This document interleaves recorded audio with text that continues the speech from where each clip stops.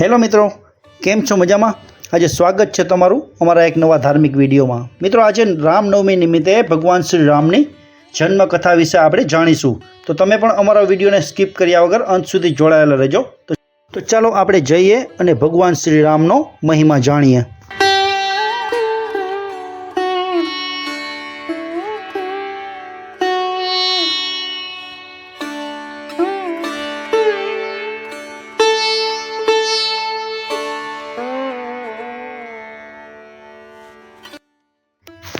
મિત્રો, ચૈત્ર શુક્લ નવમીના દિવસે રામનવમી તરીકે ઉજવવામાં આવે છે અને આજના દિવસે લોકો વ્રત રાખે છે અને ભગવાનની પૂજા પણ કરે છે।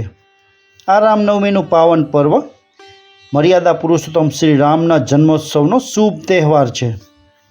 રામજીનો જન્મ ચૈત્ર મહિનાની નવમીની તિથિએ ત્રેતાયુગમાં થયો હતો, એટલે જ દર વર્ષની ચૈત્ર શુક્લ નવમીના દિવસે રામનવમી તરીકે ઉજવવામાં આવે છે। આજના દિવસે લોકો વ્રત રાખે છે અને ભગવાનની પૂજા પણ કરે છે।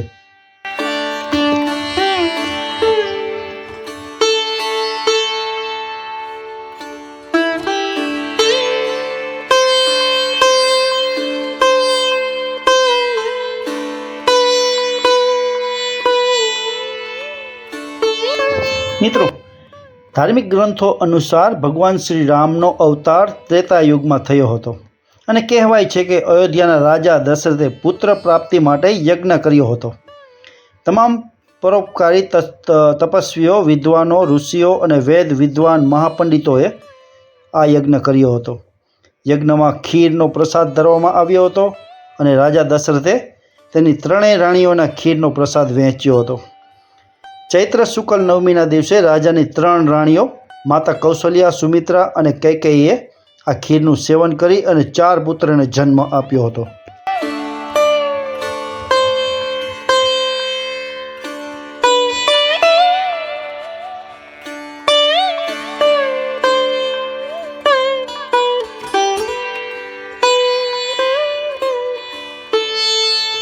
મિત્રો, ભગવાન શ્રી રામનું નામકરણ વિશે વાત કરીએ તો માતા કૌશલ્યાના ગર્ભમાંથી પરમ તેજસ્વી ખૂબ જ સુંદર બાળકનો જન્મ થયો।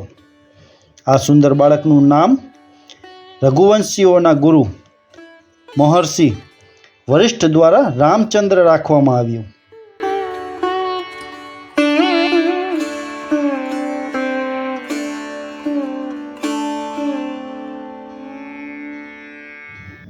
વરિષ્ઠના મતે રામ શબ્દ અગ્નિબીજ અને અમૃત બીજ એમ 2 અક્ષરોમાંથી બનેલો છે।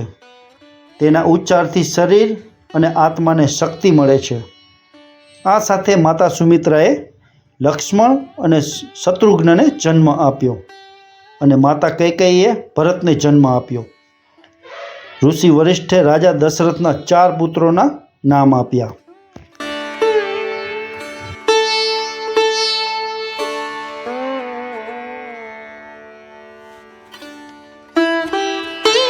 મિત્રો, ભગવાન શ્રી રામનો જન્મ શુભ નક્ષત્રમાં થયો હતો અને શુભ યોગમાં પણ થયો હતો। તો ચાલો એ વિશે આપણે જાણીએ। તો ભગવાન શ્રી રામનો જન્મ ચૈત્ર મહિનાના શુક્લ પક્ષની 9મી તારીખે પુનર્વસનું નક્ષત્રમાં થયો હતો। આ દિવસે 5 ગ્રહો સૂર્ય, મંગળ, ગુરુ, શુક્ર અને શનિ પોતાની ઉચ્ચ રાશિમાં બિરાજમાન હતા। આ ગ્રહોની શુભ અસરને કારણે ભગવાન વિષ્ણુના 7મા અવતાર મર્યાદા પુરુષોત્તમ રામનો જન્મ ત્રેતાયુગના રાજા દશરથના ઘરે થયો હતો।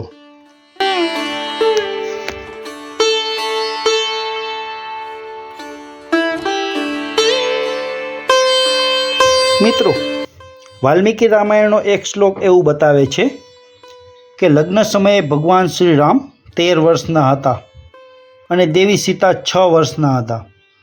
લગ્નના 12 વર્ષ પછી દેશ નિકાલ પર જતા સમયે શ્રી રામ 25 વર્ષ અને સીતા 18 વર્ષના હતા।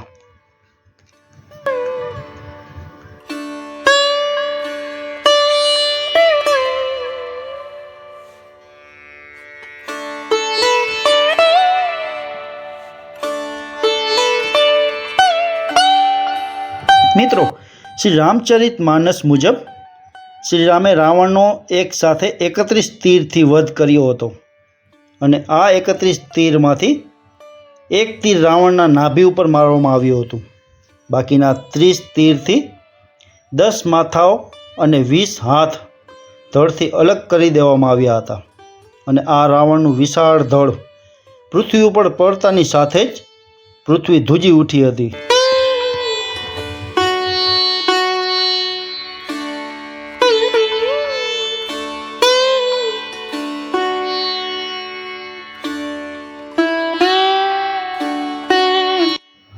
અને મિત્રો ખાસ વાત કરું તો શ્રી રામ ભગવાન વિષ્ણુના 7મા અવતાર હતા. વિષ્ણુ સહસ્ત્રના નામમાં ભગવાન 1000 નામનો ઉલ્લેખ છે. તેમાંથી 394 સ્થાન પર ભગવાન વિષ્ણુનું એક નામ રામ જણાવવામાં આવ્યું હતું.